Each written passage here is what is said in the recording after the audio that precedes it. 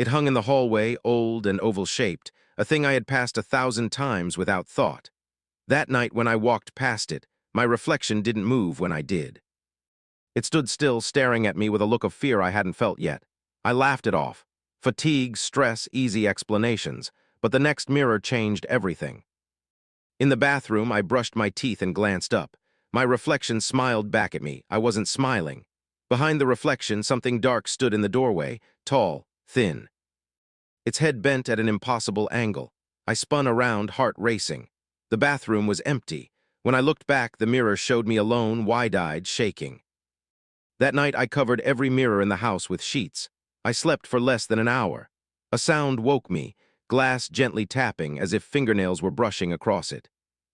I followed the noise to the living room. One sheet had fallen. The mirror beneath it showed my living room but destroyed. Furniture overturned, walls scratched black. And in the center, my body lay on the floor, throat torn open, eyes staring at nothing. I stepped back, gasping. The image changed. Now it showed me hanging from the ceiling fan, face blue, tongue swollen. Another blink. I was on fire. Each time I looked, the ending was different. Each time it felt closer. I ran through the house, uncovering mirrors one by one.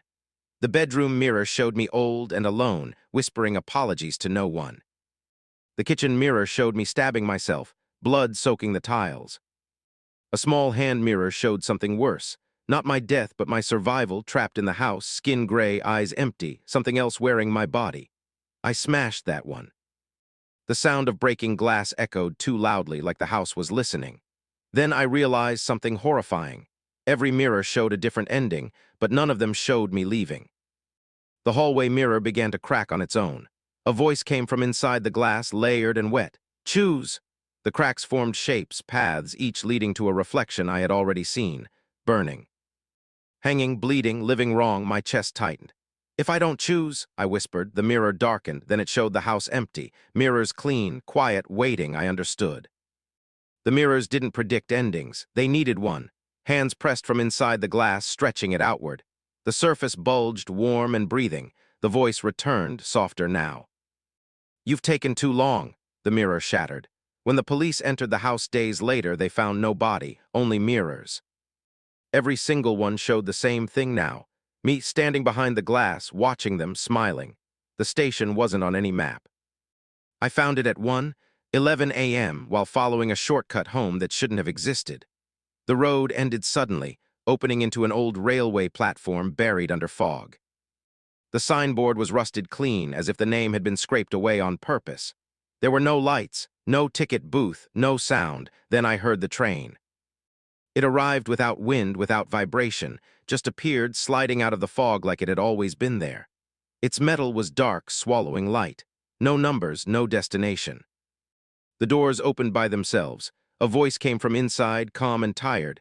"Last stop, boarding now." I should have run. Instead, I stepped in. The doors shut behind me with a soft click that felt final. Inside, the train was full. Men, women, children, sitting perfectly still, eyes forward. Their skin looked wrong. Too pale, too thin. Like paper stretched over bone. No one blinked. I took an empty seat. The train moved. As soon as it did, the windows went black, not dark, empty, like nothing existed outside anymore. I checked my phone. No signal, no time. The screen showed only my reflection.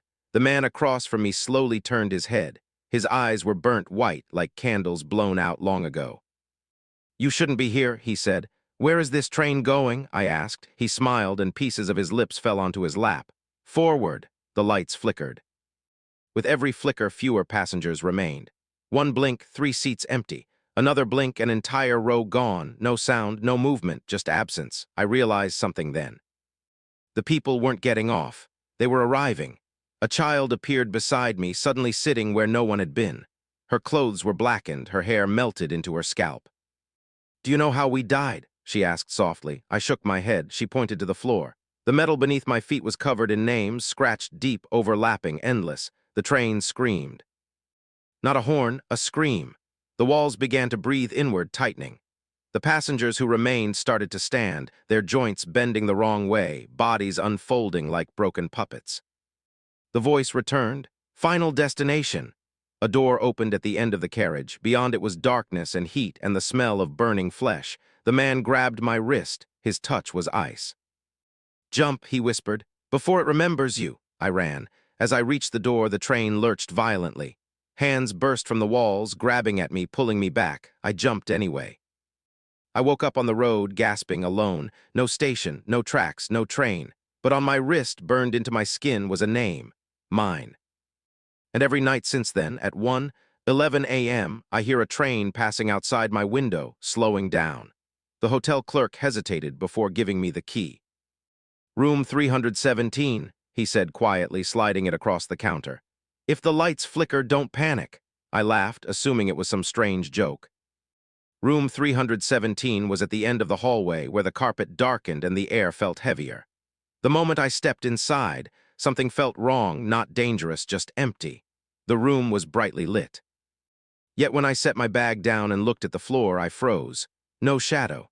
The lamp cast light in every direction, but beneath my feet there was nothing. I lifted my hand in front of the wall. Still no shadow. I told myself it was a trick of the lighting. That night I woke up at exactly 3:17 a.m. The lamp was on, and someone was standing near the window. I sat up, heart pounding. "Who's there?" The figure turned slowly. It was a man, thin, pale, wearing the same hotel robe as mine. His face was familiar. It was me, except his eyes were hollow, filled with moving darkness. "You took my room," he said. I tried to move. I couldn't. My body felt pressed into the mattress like something heavy was holding me down. "What do you mean?" I whispered. "This room doesn't make shadows," he replied calmly. "It takes them." The lights flickered. For a brief second, the walls were covered in human-shaped stains burned into the paint, hundreds of them. The figure stepped closer. With every step, I felt weaker, thinner, like pieces of me were being pulled away. "Everyone who sleeps here leaves something behind," he continued. "Memories, fear. Identity." I felt a sudden pain in my chest, not physical, existential, like forgetting something important. "What did you leave?" I asked. He smiled sadly. "Myself." The mirror across the room cracked. In its reflection, I saw my body growing faint, transparent, while the thing approaching me became more solid. The clock on the wall began ticking backward. 3:17, 16, 15. "Time doesn't move normally here," he said. "Only one of us can leave." I tried to scream, but my voice came out as a whisper. The lights went out. When they came back on, I was standing near the window, solid, whole. The bed was empty. The door opened. The clerk stood there, nodding politely. "Did you sleep well, sir?" I glanced at the floor. A shadow stretched beneath my feet. Relief flooded me. As I walked out, I didn't notice the bathroom mirror. If I had, I would have seen someone still trapped inside, pounding silently on the glass, casting no shadow at all. The first knock came at 2:06 a.m. It wasn't loud, not aggressive. Just 3 slow taps, soft, deliberate, coming from the wall beside my bed. I held my breath and listened. Nothing. I told myself it was pipes. Old buildings make sounds. That's what people say when they don't want to believe worse things. The second night the knocking returned. 3 taps again. Same place. Same rhythm. This time it was followed by something else. Scratching, long, careful lines dragging across the inside of the wall, as if someone was tracing the shape of my room from memory. I pressed my ear to the cold plaster. A whisper seeped through. "Too tight," I stumbled back, heart hammering. I didn't sleep after that. By the third night, the knocks came earlier. 1:43 a.m., harder now, angry. Between each knock, I heard breathing, strained and wet, like lungs working without enough air. The wall began to bulge slightly with every inhale, then sink back as if whatever was inside was learning how to move again. I called a repairman the next morning. He opened a small section of the wall. There was nothing inside. No wires, no pipes, just darkness thicker than it should have been. That night, I moved my bed to the living room. The knocking followed. This time it came from the wall behind the couch. 4 knocks, then a voice, clearer now. "Please switch places with me." My skin went cold. "I fit where you are," the voice continued. "You fit where I am." The walls began to creak, stretching like something was pressing against them from every side at once. I ran for the front door. It wouldn't open. The knocking turned frantic, pounding from all directions, bedroom, kitchen, ceiling. The apartment twisted, walls narrowing, rooms shrinking. A crack split open in the wall in front of me. An eye appeared, human, bloodshot, terrified. "I can't breathe anymore," it begged. The crack widened. A hand pushed through, gray, bruised, fingers bent the wrong way. The wall peeled back like wet skin. The thing inside crawled out. It looked like me. Same face, same clothes, but thinner, stretched. Its chest barely moved as it gasped for air. "Thank you," it whispered, smiling with my mouth. The walls relaxed. The apartment grew still. Suddenly, I was falling, sucked backward, pulled into the opening behind me. The plaster closed over my body like flesh knitting itself shut. Darkness, tightness, no air. I tried to scream. The wall knocked back, 3 slow taps. From the inside, I started recording my sleep because I kept waking up exhausted. 8 hours in bed, yet my body felt hollow, like something had been using it without permission. A doctor suggested stress. A friend joked about sleepwalking. So I set up a small camera on my dresser, pointed at my bed. The first night, nothing happened. I slept. I turned. I breathed. The second night, I noticed something strange. At 2:14 a.m., my eyes opened. Wide, unblinking. I didn't move for nearly 6 minutes, just stared directly at the camera. I don't remember that. I don't remember waking up at all. The third night is when I understood I wasn't alone. At 2:17 a.m., the camera's night vision activated by itself. The room darkened, and something shifted near the corner of the ceiling. At first, I thought it was a shadow, but it moved independently, stretching downward, peeling itself off the darkness like wet cloth. Long limbs unfolded silently. Its body was too thin, joints bending where they shouldn't. It had no face, just a smooth, pale surface where features should be. It lowered itself until it hovered inches above my bed, above my face. Then my body sat up, not slowly, not groggily, instant. My eyes opened again, and I smiled. The thing leaned closer, and my lips moved in perfect sync with it. "You're late," my voice said. The creature reached out and pressed 2 fingers against my forehead. The screen glitched. When the footage stabilized, I was lying back down, asleep, peaceful. The thing was gone. I didn't sleep that night after watching the video. I deleted the footage, or at least I thought I did. The next night, the camera turned on by itself again. This time, the creature was already there, sitting at the foot of my bed, watching me breathe, waiting. At 2:17 a.m., it turned its head directly toward the camera, toward me.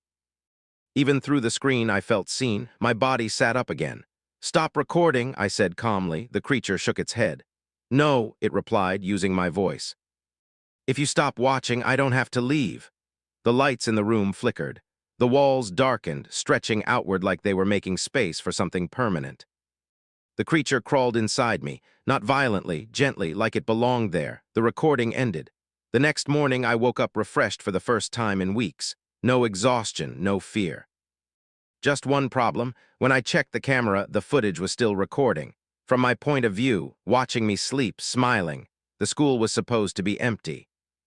It had burned down 12 years ago, an electrical fire, they said. 5 children trapped inside. No survivors. The building was sealed, the playground left to rot behind a rusted fence. I was there to photograph abandoned places. That's when I heard the laughter. It came from the playground, soft, childish, wrong. The swings were moving by themselves, creaking back and forth even though the air was completely still. I raised my camera, hands shaking, and took a photo. The screen showed children sitting on the swings. I lowered the camera. The playground was empty. I told myself it was a glitch and stepped through the broken gate. The laughter stopped instantly, like someone had pressed mute. The main school door was open. Inside, the smell of smoke still lived in the walls, old, bitter, permanent. Black handprints covered the hallway, layered over each other like the children had tried to crawl out together. I heard footsteps, small, bare. A child ran past the doorway at the end of the hall. "Hello," I called. A voice answered from a classroom. "Miss said stay inside." I pushed the door open. The classroom was intact, too intact, desks arranged neatly. Chalk writing still on the board. Playtime ends at 6:05. Children sat at their desks. Their skin was burned black and cracked, like charcoal ready to fall apart. Their eyes were untouched, wide, bright, and watching me.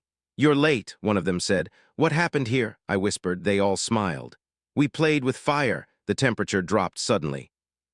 Frost spread across the windows, sealing them shut. The clock above the board started ticking loudly. 5:58, 5:59, the children stood up. Their bodies moved stiffly, joints clicking like broken toys. Burned skin flaked off with every step. "It's your turn to play," they said together. The door slammed shut. The room darkened, walls blackening as flames licked upward, but there was no heat. Only pressure, only fear. I ran to the windows. They wouldn't break. 600. The bell rang. The children screamed, not in pain, in joy. Fire exploded through the classroom. The world turned white. I woke up on the ground outside the school, gasping. Fire trucks surrounded the building. People shouted. A man helped me up. "You're lucky," he said. "No one has been inside that place for years." I looked at the school. In one of the classroom windows, 5 small handprints pressed against the glass. And written in ash beneath them were the words, "See you tomorrow." That night my camera turned on by itself, at exactly 6:00 p.m., and I heard children laughing behind me. I shouldn't have been there. It was a foggy night when I stumbled across a station that didn't exist on any map. The platform was cracked, paint peeling, and old posters fluttered as if alive. A train sat waiting, silent, black, and too still. The rails vanished into darkness, disappearing like smoke. A sign flickered weakly, "Last stop."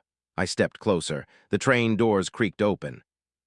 Heat rolled out from inside, smelling like metal and something rotten. The air seemed to pull me in. My legs moved on their own. Once inside, I noticed the passengers. They were faceless. Not empty, just blank, smooth skin where features should be. No eyes, no mouths, no ears, just presence. A voice whispered from somewhere above me. "Sit," I obeyed. The train moved, slowly at first, then faster than physics should allow. Outside there was nothing, no landscape, no lights, only black stretching infinitely. The faceless figures began to turn toward me one by one. Their bodies tilted unnaturally, limbs bent where they shouldn't, their heads swiveled like broken clocks. Something cold pressed against my back. I looked down, my hands were vanishing, turning translucent. Panic clawed my chest. A shadow appeared in the aisle. Taller than anyone should be, leaning impossibly close. I could feel its breath, cold, wet, and heavy. "You are the last," it said. The voice was mine, but deeper, hollow. "The train only leaves with a passenger." The lights flickered. Suddenly, I was standing outside myself, watching from the doorway of a carriage. My reflection had no face. The train tilted, stretching forward like a living thing. The seats melted into the floor, revealing holes that led to endless darkness. From each hole whispers rose, screaming, laughing, crying, all overlapping. A faceless child appeared. Its voice was 1,000 whispers at once. "You will ride forever." I ran toward the door. The floor groaned beneath me. The walls were closing in. Every exit I tried vanished, replaced by more black corridors, endless stairs, hallways I'd never seen. The child reached out. My body froze. My soul was being pulled toward it, stretched between reality and whatever this was. I screamed, but no sound came. The train laughed, a deep, layered, human and inhuman at the same time. Then everything stopped. Silence. I woke on a cracked platform. Mist swirled around me. No train, no faceless figures. Only the sign flickered weakly. "Last stop." I ran home. Heart pounding, lungs burning. My apartment was exactly as I left it. Safe, normal, until I checked my phone. A video had recorded itself overnight. I watched in horror. There I was, sleeping. And a faceless hand rested on my chest, pressing me into the mattress, smiling with a mouth that wasn't mine. The screen went black. A notification popped up. "Next departure, 2:11 a.m. I always thought the scratching was just old pipes. The first time it happened, I was alone, staring at my ceiling. The sound was soft, tiny claws dragging across the inside of the walls. I told myself it was nothing, but the nights became worse. It started behind the bedroom wall. A soft, deliberate scratching at 2:23 a.m. Then whispers low, wet, and full of intent. Sometimes I could make out words, "Come closer. It's hungry." I moved to the living room. The sound followed. I ran to the kitchen. The walls sighed as if exhaling in my direction. One night I drilled a small hole to see inside. Nothing, just darkness thicker than any shadow. And then eyes. Tiny pinprick eyes staring back. Dozens of them, all blinking in unison, reflecting my flashlight in impossible angles. I slammed the drill aside. The thing whispered through the walls. "I've watched you since you arrived. Now I live with you." I tried to ignore it. I covered my walls, sprayed salt, even slept in the car. Nothing helped. Then it started leaving gifts. At first, small objects, broken nails, twisted coins, dirt. Then more personal things, strands of my hair, photographs from my childhood, letters I had thrown away. It was learning me, watching me, collecting pieces of me inside its dark skin. I could feel it moving behind the walls now. The floorboards creaked as if it were pacing. The ceiling groaned under weight. Sometimes I'd swear I could feel a breath on the back of my neck, warm, wet, smelling like decay. Last night I heard something new. A voice, guttural and low, rising from inside the plaster. Time to leave. I ran to the bedroom. The walls rippled, not paint, not wallpaper, flesh. The walls were alive. They bulged outward, forming shapes, arms, faces, mouths that whispered my secrets. I couldn't move. My legs wouldn't respond. The plaster split in front of me, opening a mouth wide enough to swallow a human. Inside, I glimpsed a mass of faces, screaming silently, arms reaching. My own reflection appeared in the shifting mass. You belong to us now. Before I could react, something clawed through the opening. Cold, strong, gripping my arm, I screamed. The walls tightened around me, pressing, breathing, living. When I woke, I was outside. My apartment stood perfectly still, quiet. Nothing seemed out of place, but I knew better. I could feel it inside my skin. The thing had marked me. My shadow twisted differently now, moving on its own. Every wall I passed whispered my name lightly, almost teasingly. Tonight, I'm preparing. I bought salt, candles, cameras, because eventually I know it will want me back. And the walls, they will move. The first time I realized escape wasn't possible, it was too late. I had been running through the forest for hours, chasing the distant lights of my car that I swore I'd parked just ahead. My legs burned, lungs screamed, and the trees seemed taller, closer, alive. The path behind me twisted like it had never existed. Every turn brought me back to the same spot. There was no trail, no path, just me and the dark. Then I heard it, a whispering voice, layered and soft, coming from every direction at once. You can't leave. I froze, my skin crawled. My instincts screamed to run, but my body refused. The lights flickered in the distance. My car, salvation, I ran again, it vanished. In its place a figure stood, tall, faceless, cloaked in shadows. Every step it took didn't make a sound, yet the ground seemed to shiver beneath it. I tried to move, but my legs buckled. Fear wasn't just a feeling, it was a cage. You've been warned, it said. My own voice twisted and empty. The forest shifted around me. Trees bent unnaturally, roots twisting into impossible shapes. The shadows became thick, moving, crawling. Behind them, faces of people I'd never seen stared, mouths sewn shut, eyes wide with terror, waiting. I screamed. No sound came. Then I found myself back at the edge of the forest. My car untouched, headlights on, doors open. Relief. I ran toward it. The door wouldn't budge. The figure appeared in the rearview mirror, closer than before. It leaned inside. Its hands weren't hands. They were fingers stretched and broken, cracking against the glass. My reflection in the mirror wasn't mine. You can't leave, it whispered again. I tried the other doors. Locked, I screamed. The sound echoed, then returned, but slower, distorted. From somewhere deep inside the car came a laugh. Not human, my own laugh. I looked out the windshield. The forest had disappeared. In its place, walls. Concrete endless, stretching up and away. A cage. I tried to run. My legs felt like sand. The air thickened. My chest tightened. Every step forward, I fell backward, dragged by an unseen weight. Then I saw them. Thousands of faceless forms standing silently in the distance. They were waiting, watching. Their empty faces aimed at me. And at the center, the figure smiling, stretching impossibly tall. I realized then I wasn't lost. I had never left. Every escape I thought I found, every turn I took had been an illusion. Every breath, every step, every heartbeat had been orchestrated to bring me here. The figure stepped closer. The air vibrated with soundless screams. You belong here, it said softly. I understood. Escape is a lie. The last thing I saw before the darkness swallowed me was myself, trapped in the cage, staring at the faceless forms, smiling for the first time. And now, somewhere else in another forest, another city, another house, the whisper returns, you can't leave. The house at the end of my street had been empty for decades. Windows boarded, doors locked, paint peeling, yet every night something whispered through its walls. I never believed in ghosts until the night I crossed the threshold. It was midnight, fog crawling over the lawn. The front door creaked open as if inviting me. My keys weren't in my hand, they were on the porch untouched. Inside, the air was thick, heavy. Sweet like burnt sugar. My footsteps echoed too loud for the empty hall. That's when I heard it. Come closer. I froze. The voice was soft, almost pleading. Not human, not entirely. The living room was filled with mirrors. Not ordinary mirrors, dozens of them covering every wall. Each one reflected not me, but a version of me. Some smiling, some crying, some screaming silently. My heart pounded as the reflections moved independently. Then the whisper came again, louder, echoing in every mirror at once.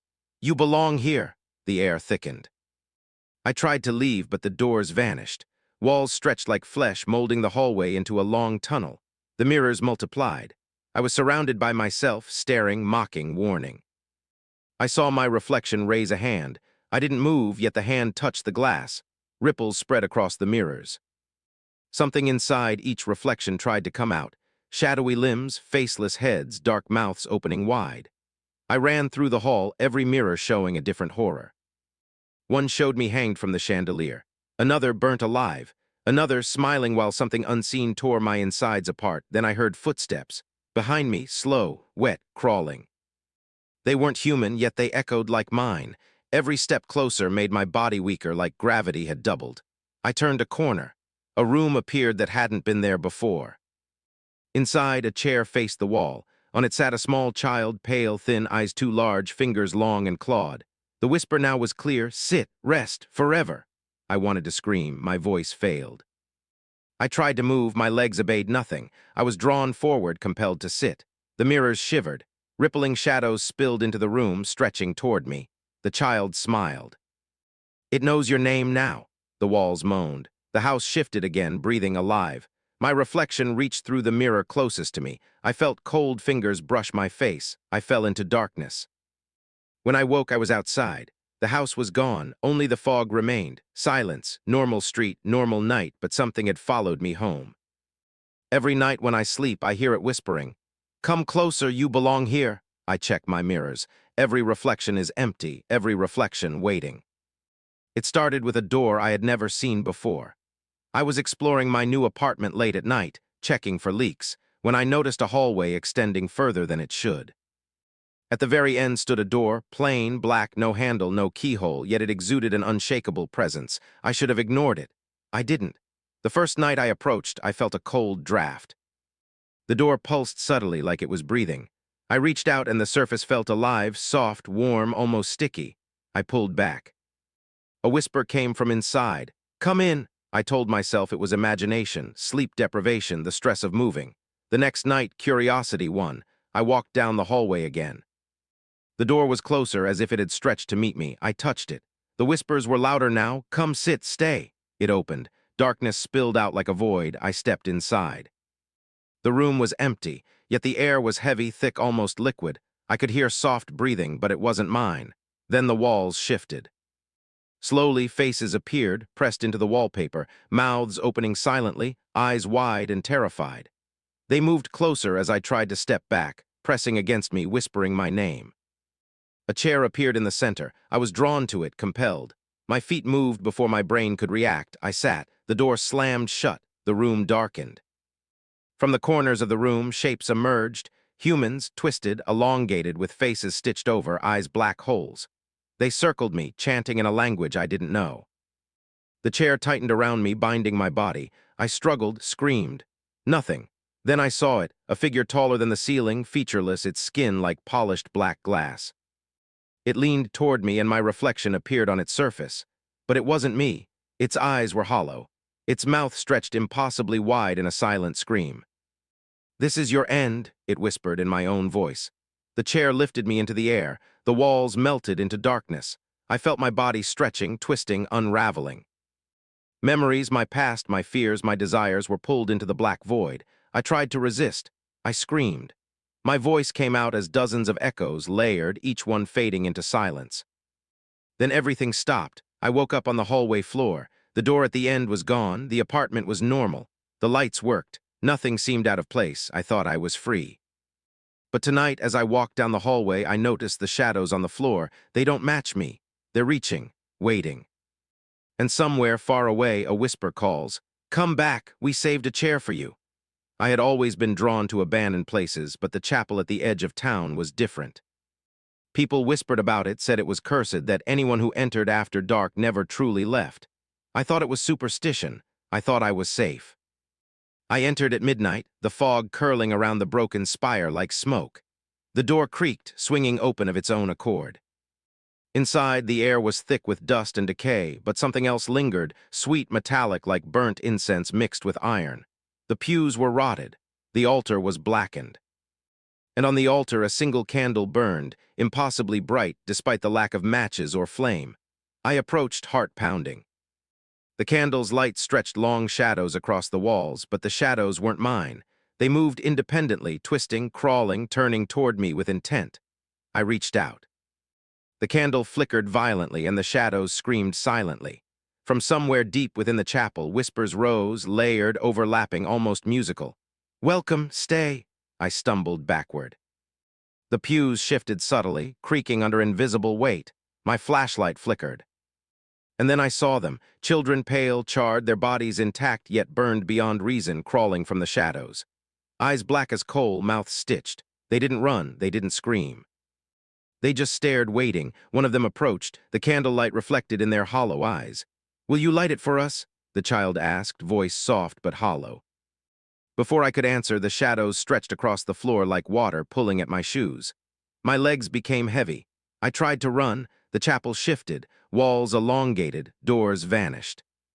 The candle burned brighter, almost blinding, yet colder than ice. I dropped to my knees, scrambling toward the candle. Every step pulled memories from my mind, faces, names, fears, regrets. They floated into the air, dissolving into darkness. I felt myself unraveling piece by piece. The children circled me. They didn't speak. Their stitched mouths moved silently, as if chanting in a language older than death. I finally reached the altar, trembling. My fingers brushed the candle. The flame roared. Shadows screamed. Then everything stopped. Silence, darkness. When I opened my eyes, I was outside the chapel. The fog had lifted. The spire was gone. The chapel looked normal, empty, abandoned, safe. Except my hands were blackened, burned from the candle, though I hadn't touched it. And at the corner of my vision, faint whispers followed me. Tonight, I lit a candle at home. And I felt them behind me, watching, waiting. The flame flickered and a small charred hand pressed against the glass.